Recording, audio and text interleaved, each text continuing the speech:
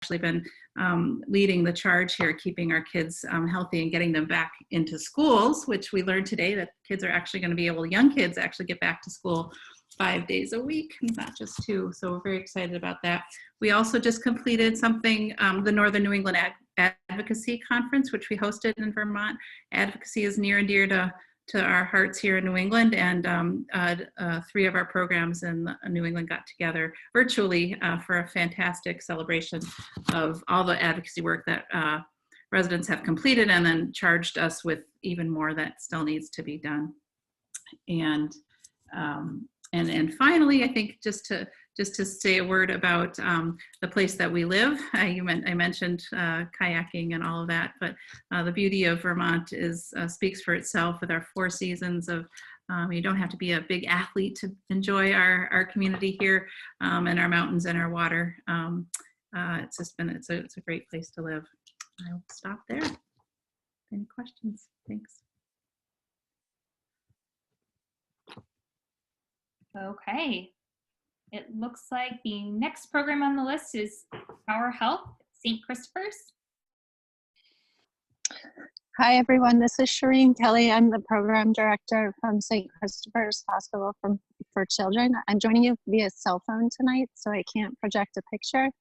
But you'll see on our infographic, if you can advance it to the next one.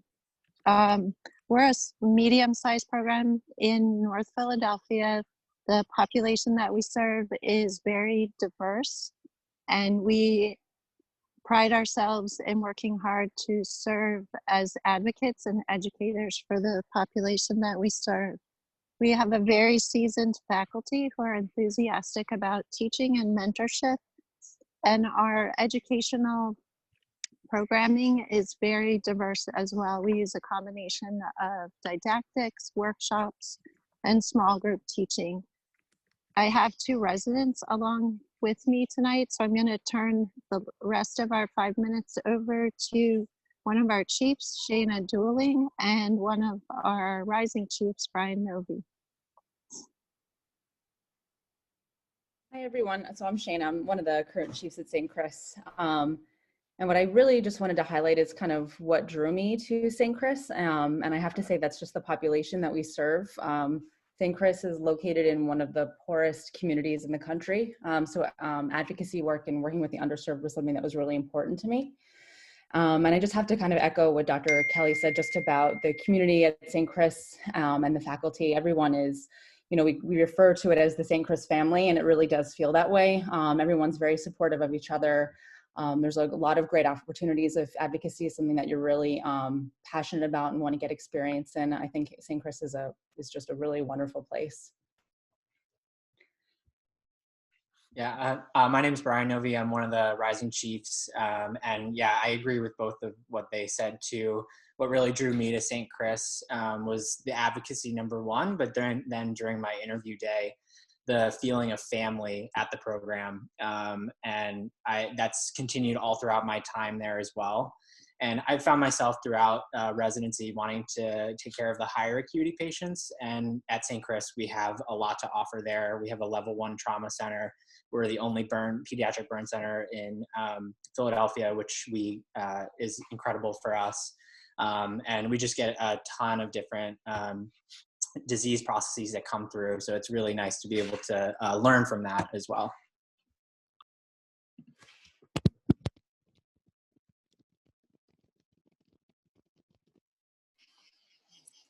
We'll be happy to answer any questions later on in the session. Thank you so much. Awesome. Thank you so much. Next up, we have the University of Connecticut.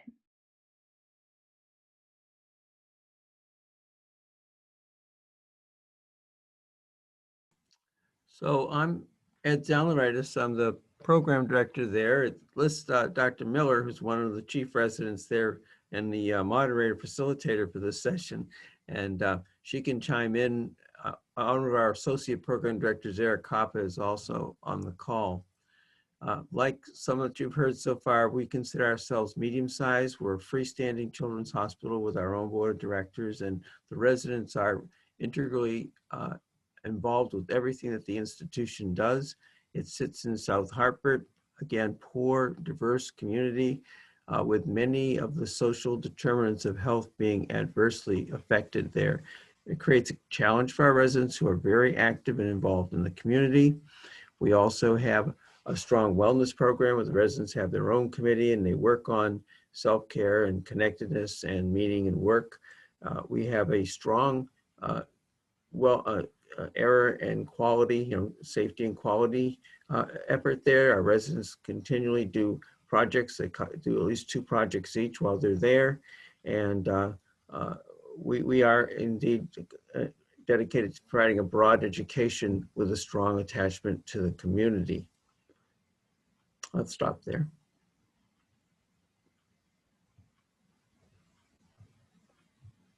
Eric, you want to say something, or Amy?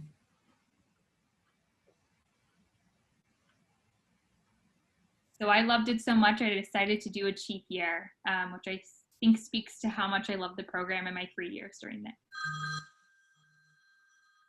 And I'm Eric Hoppe, one of the associate program directors. I would echo everything that Dr. Zanaritis or Dr. Z has said. I was actually a resident at Connecticut Children's 15 years ago and have now returned as faculty and associate program director. I think we have the perfect match of a tertiary care center in a community that we serve. And so we get a huge spectrum of medical pathology, but also diversity in our socioeconomic patient population. And so I think it's a wonderful combination of serving a community, but also being a freestanding tertiary care center.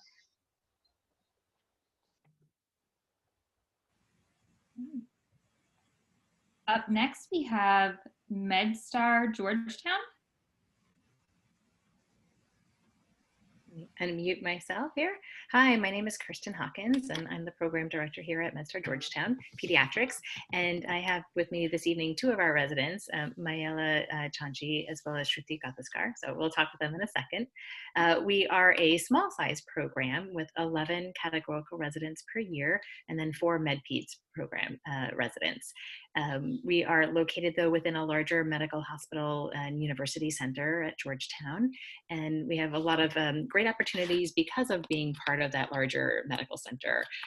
Some of the highlights of our program that I really like to talk about are our integrated behavioral health curriculum. And it's something that we've really been working on in the last number of years, and integrating a child psychiatrist into our continuity clinics, but not to be seeing patients, but to be training our residents, which has been fabulous. We have both community and university-based experiences. We work with our partner institutions because we are co-located in a city with very closely with 2 other programs. We all work together. And so we've partnered in different ways in training our residents so that we can maximize our educational opportunities. We have specific tracks for global health, community and advocacy, being in DC, quality improvement, and research tracks.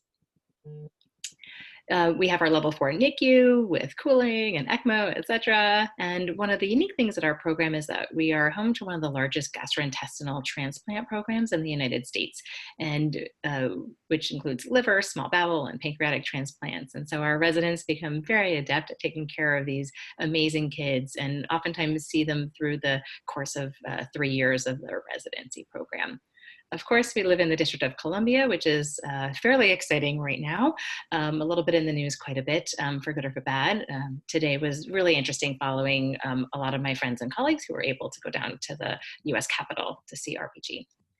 I have with me Shruti and Mayela. They're both welcome to hop on if they want to talk a little bit about living in DC.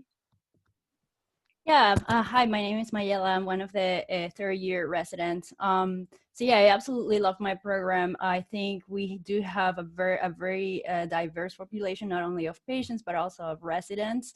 And we're really close to each other. It's a close-knit community. And one of the things that I really love is that since we are a medium-sized program, you get to know very well your faculty, and they get to know you pretty well. So you also get a full experience in GI transplant. We have a really good global health and community and advocacy track. So those are kind of like the things that I like the most about Georgetown. Hey, I'm Shruti. I'm one of the second years.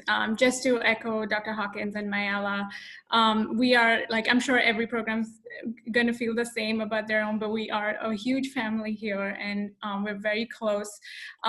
That's one of the things that drew me to this program when I interviewed here.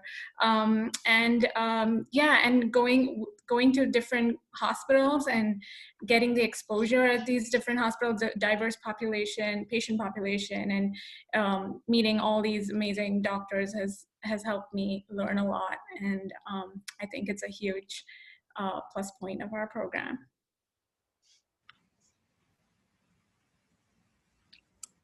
Great. Thank you, guys. I think one of the other unique things is nobody else on, I think, in the tonight or so far has mentioned about having Med-Peds residents as well. And I think that's an additional strength of our program and working with our colleagues who are in the Med-Peds program, who I really enjoy. I'm adolescent medicine, so of course I like seeing our teens and young adults, but I think their experiences do lend themselves when they're on the pediatrics side. And lastly, we are, because we're a small program, we have fellows only in the neonatal ICU. And so a lot of one-on-one work with attendings, as well as with our teams and experiences that I think we can offer without having fellows in many ways and getting more individualized attendance. I think we'll wrap it up and turn it to the next person. I think we answer questions later. I see a few things in the chat, but we'll answer them at the end. Great, thank you so much. Our next program up is Yale New Haven Children's Hospital. Hi, everybody. My name is Rachel Osborne. I'm the program director at Yale, and I'm very excited to be here today chatting with all of you interested medical students and sharing the platform with all these wonderful programs. So we have a number of things that we sort of wanted to highlight tonight, and I think the reason why we chose these as our program highlights was really we wanted to sort of tie them to some of the values that we hold core in our program. So one thing that we really have tried hard to create and protect is this idea of protected didactic time. This was a struggle because for years and years our residents were pulled out of conferences, and they found that to be extremely frustrating. And it was often for very legitimate clinical concerns. And so this is really referential to our culture of feedback and responsiveness to feedback. Our chiefs often refer to their office as the Chief Corner Cafe, in which they have coffee and seltzer water and tea and welcome our residents to come in and talk to them about their frustration. And so we sort of heard this frustration and created this protected didactic time in which residents have this space to learn without interruption. We have specific supported mentorship for scholarship and quality improvement, education, research, global health, and advocacy.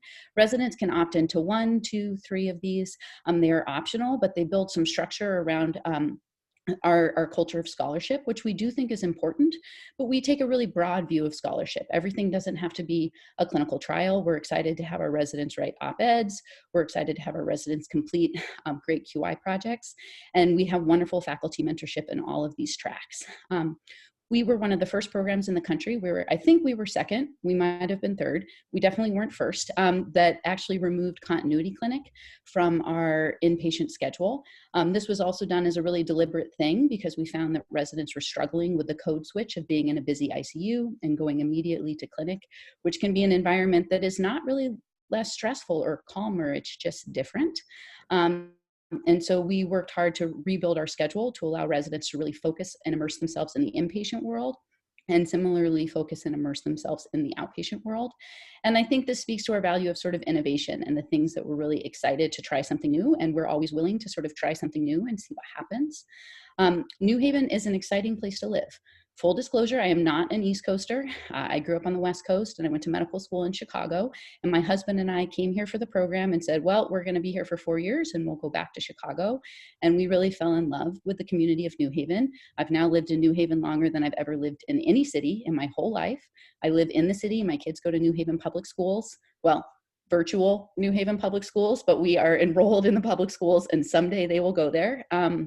And I think that sort of vibrant and diverse community is something that's really important to us, and it feeds into the culture of our residency program. So we have a tremendous refugee population in New Haven because we have a large refugee resettlement center. And so we have a refugee clinic in which residents are the frontline providers for new refugees to New Haven. And we also have YCHIC, which stands for our Yale Children's Hospital Hispanic International Clinic. And it is a Spanish language group role child model, which is a really wonderful model that many of our residents opt into.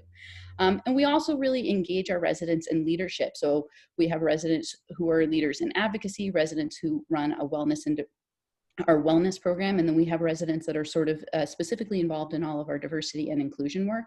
And I think that last thing is really an important innovation and important value that we really want to highlight, that our commitment to diversity and inclusion goes beyond recruitment, though we are very excited to talk about that on our recruitment trail as well.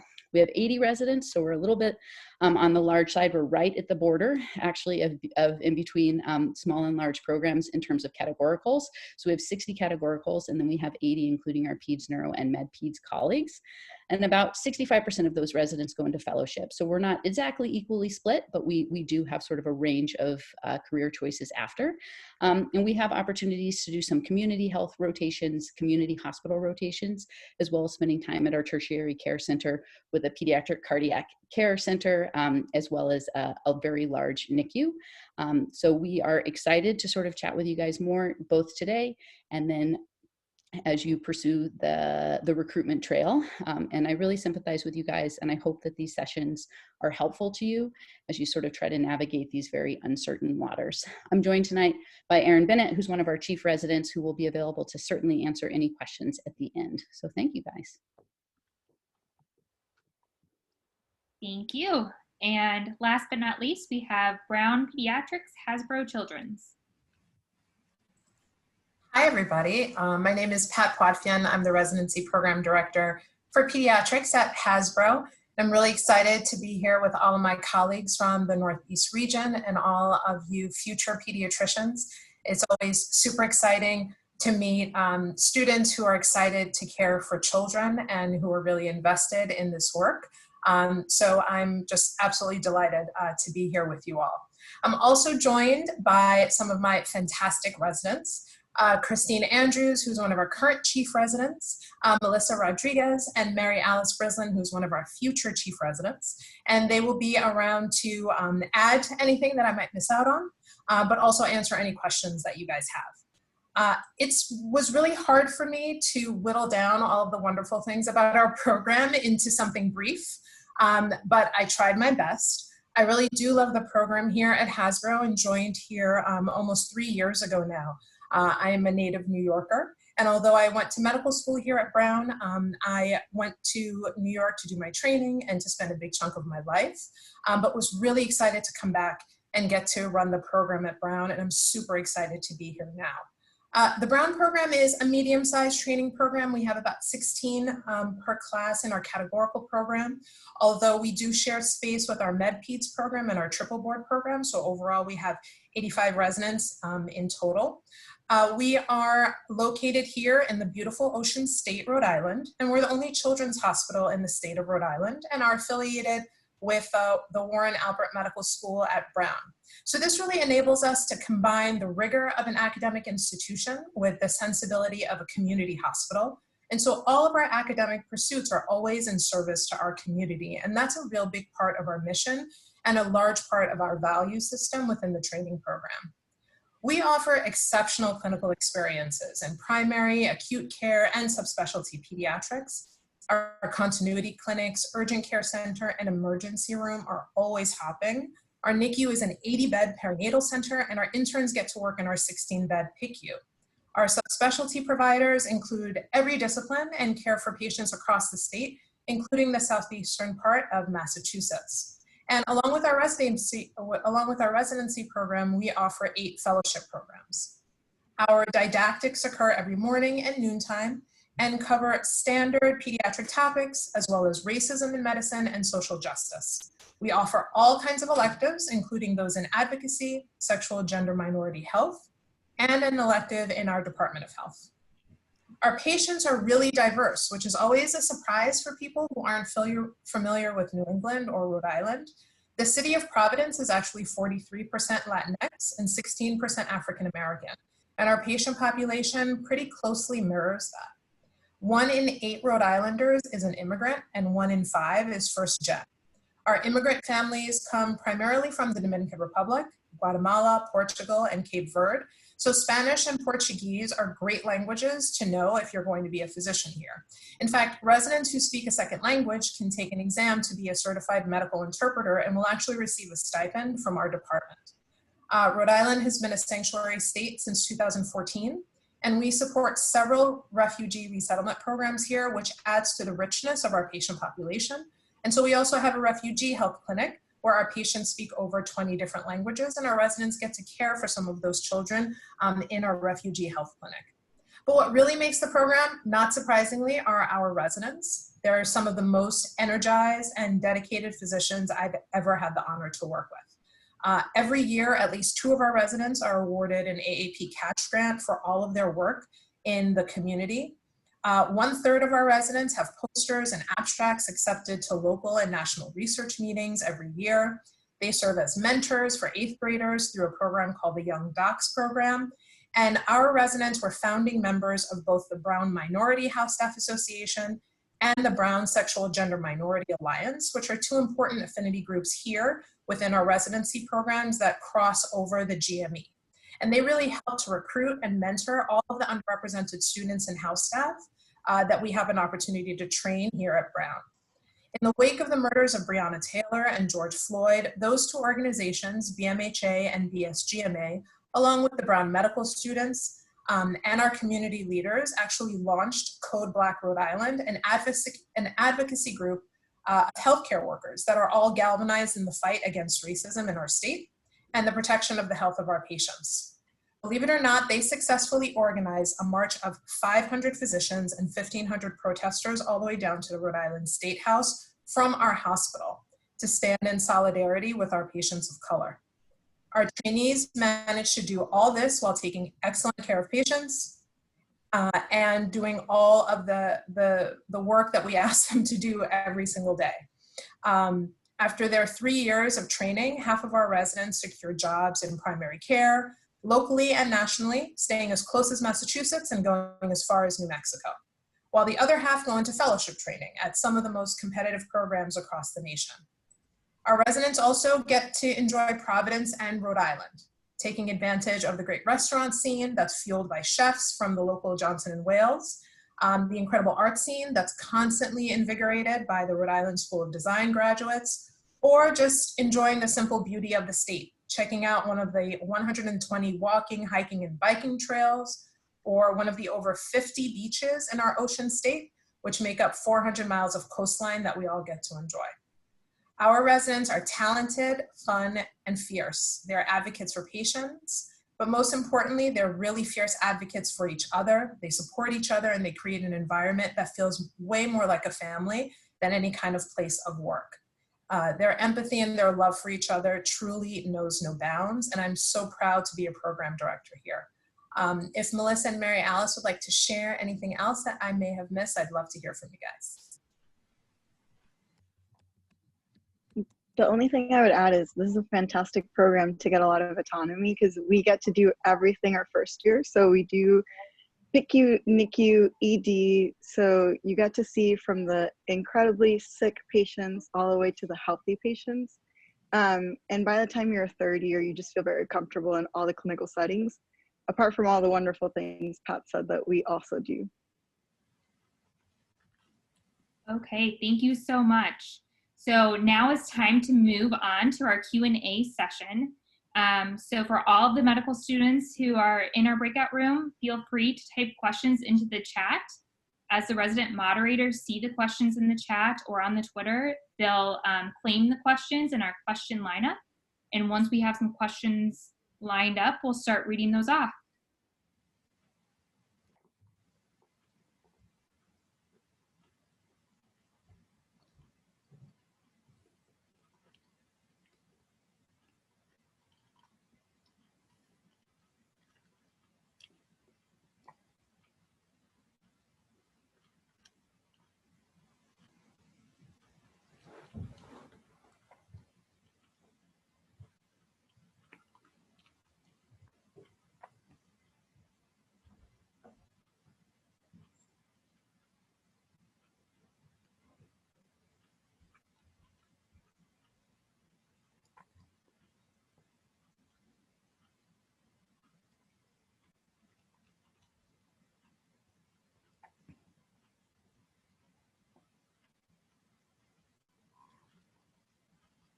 Okay, so first up in our question lineup, Amanda Q is going to answer, could you elaborate on the paid call? Is that different than the normal salary?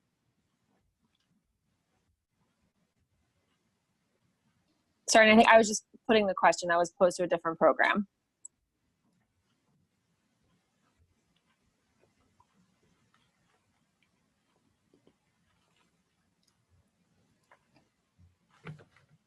Does someone from Brown want to answer that question?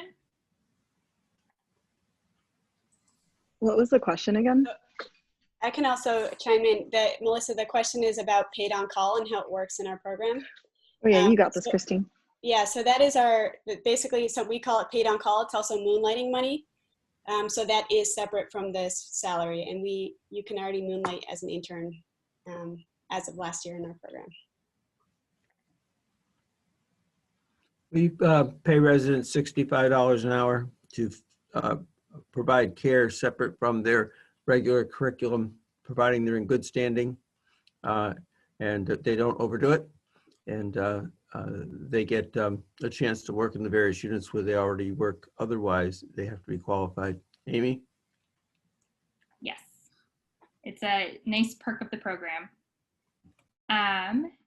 For our moderators, just make sure to put your name next to the question you would like to answer.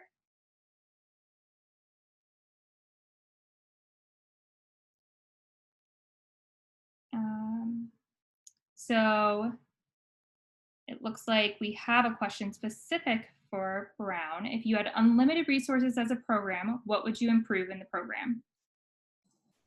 I saw that question earlier and I got so excited, but then I realized I probably don't have that much time to talk. Unlimited resources is really hard. I have to say, I think we offer a fantastic program as is. And so the first thing I thought of in terms of unlimited resources was just like more stuff for the residents, which sounds a little bit self-indulgent. So I apologize in advance. But for the most part, I think in terms of our education and in terms of the clinical time that our residents get to spend with patients, I think we do a really good job. I don't think money would make a difference in that. I think if anything, I would just want the residents to have more support. So I don't know, more free lunch, more free dinners, more happy hours. I feel like I would probably just ask them what they would like to do with those resources, but I don't know if the resources would necessarily enrich. And I'm thinking about money when you say resources, so you might mean other resources, like time, which would be a totally different question. But I don't know if financial resources necessarily would enrich the learning and the clinical environment. I think it might be able to enrich the wellness. And so I think that's where I would spend those resources if I had an opportunity. Again, just talking about, cold hard cash.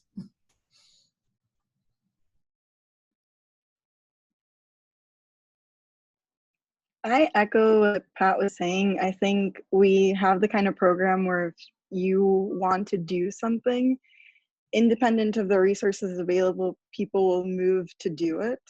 And that speaks to Brown as an institution. It speaks also to the size of Rhode Island, where people just know each other so well. So Pat really mentioned what we did with Code Black during the summer.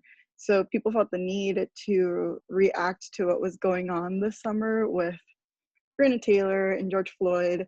And people just mobilized and did it. And it wasn't limited by what resources we have or we don't have. So I think time and money are always nice, but we live in the kind of place where we're not limited in what we want to dream or what we want to do. So that's nice as a resident.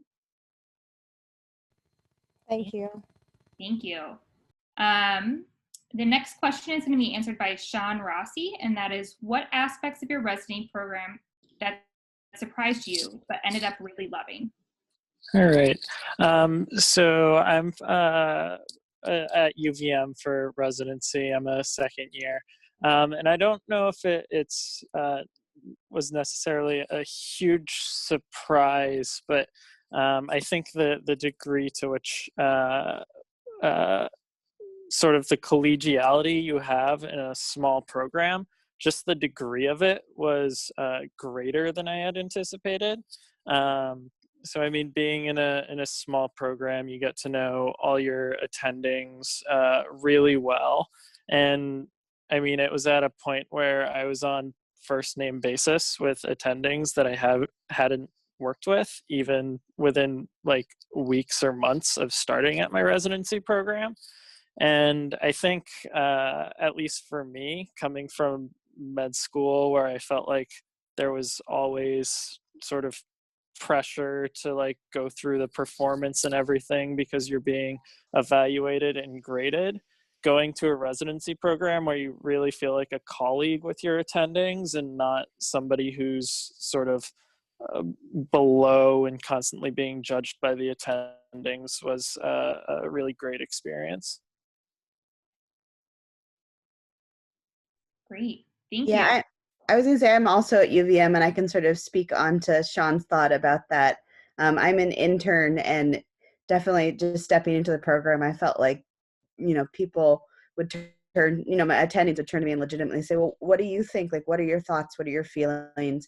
And it wasn't just sort of a performative action. Like, they really want to know and they care, and they take your thoughts and considerations like deeply to heart in caring for patients, because they recognize that we spend so much time with our patients that we really get to know them and get sort of a feel for what they and their families sort of need in that moment. And they really want to hear from us and just get a good understanding of what we want to do for our patients. And that's been really incredible to step into as a first year. And Thank you. Our next question is going to be answered by Shruti, and that is, how are residents educated on managing medically complex and special needs patients? Yeah, so hey, I'm Shruti. I'm a second year at Georgetown. In our program, one of our huge strengths is our transplant unit, our transplant service, and that's where we get educated on especially managing very medically complex kids. We do about in total about 3 to 4 months of the transplant, and then our PICU also includes a lot of transplant kids as well, which we do about 4 to 5 months. And we're a pretty small program. There are no transplant fellows, so when we work right with the attending, all from our intern year onwards all the way until third year, we do get a lot of experience with medically complex and special needs patients. Thank you. And this next question we'll throw out to some of the program directors. Could you please let us know if you have any specific criteria you are looking for in IMGs to be considered?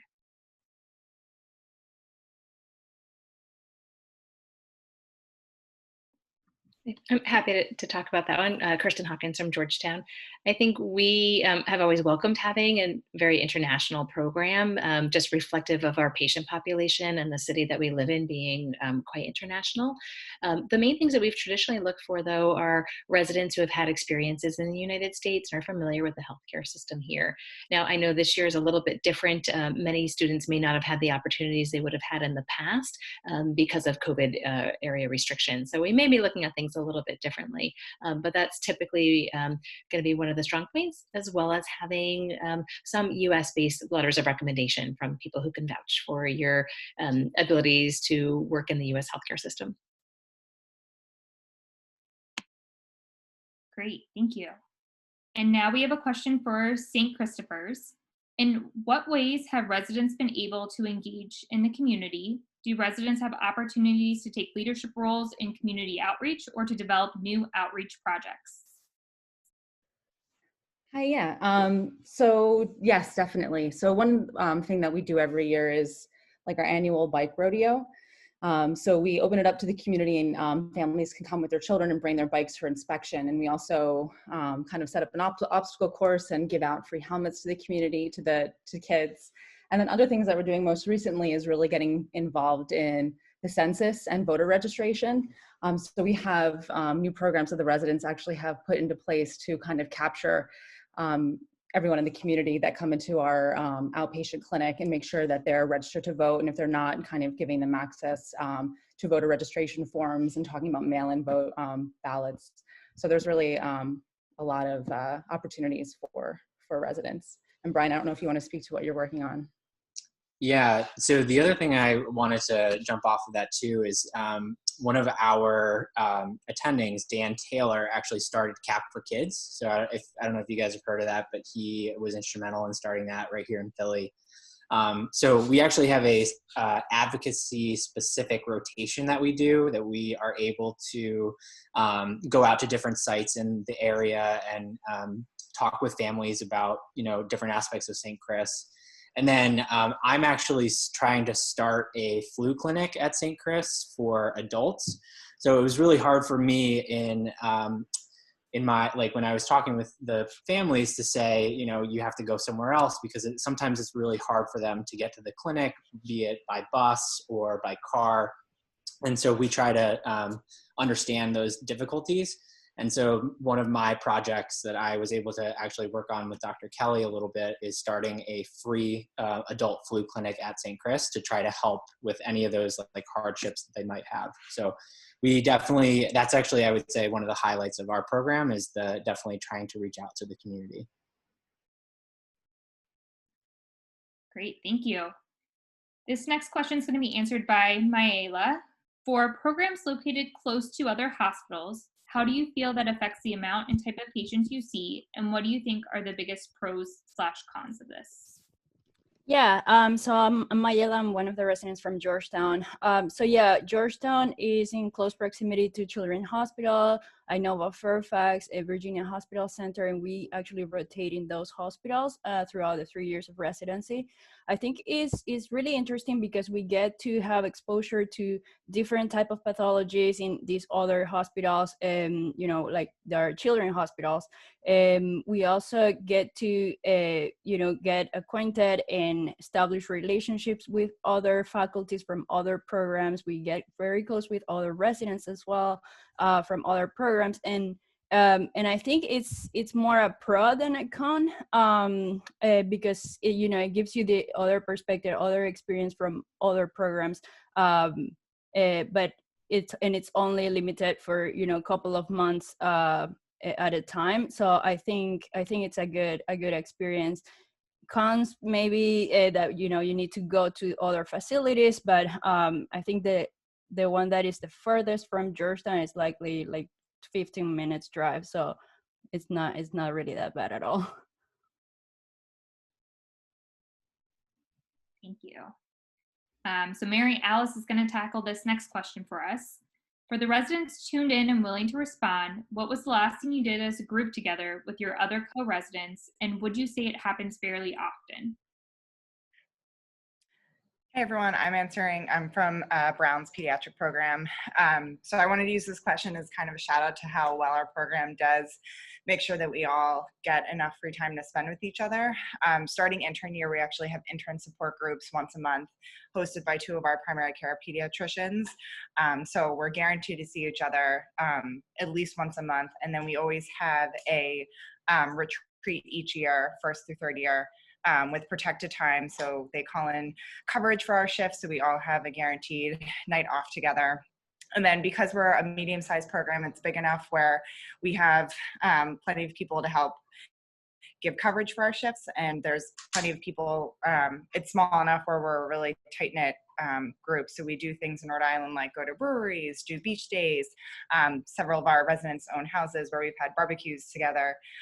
So whether it's organized through our program or things that we do together, we're spending time not only in work but outside of work.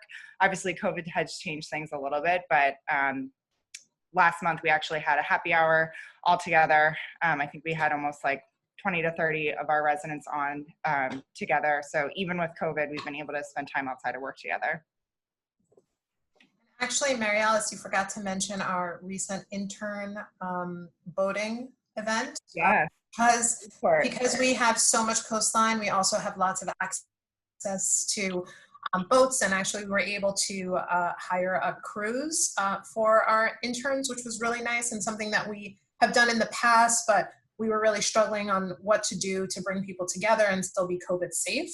And it just so happens that we were able to utilize enough of the outdoor space on the ship that it was still COVID safe, but the interns had an opportunity to spend time together, masked, but still in the beautiful fresh air of Rhode Island. So that was a lot of fun for them. And we're actually going to be hosting a pumpkin carving session with our interns. One of the things we've had trouble with is getting all of our interns together with COVID. This is a tough year, I think, to start residency. So we're trying to do the best we can. And just to add to that, I'm Christine, also from Brown. I'm one of the current chiefs. We also have something called Brown Families. So we have 4 different families composed both of somebody from each of the classes. So then people get to know not just their own class, but all the others as well.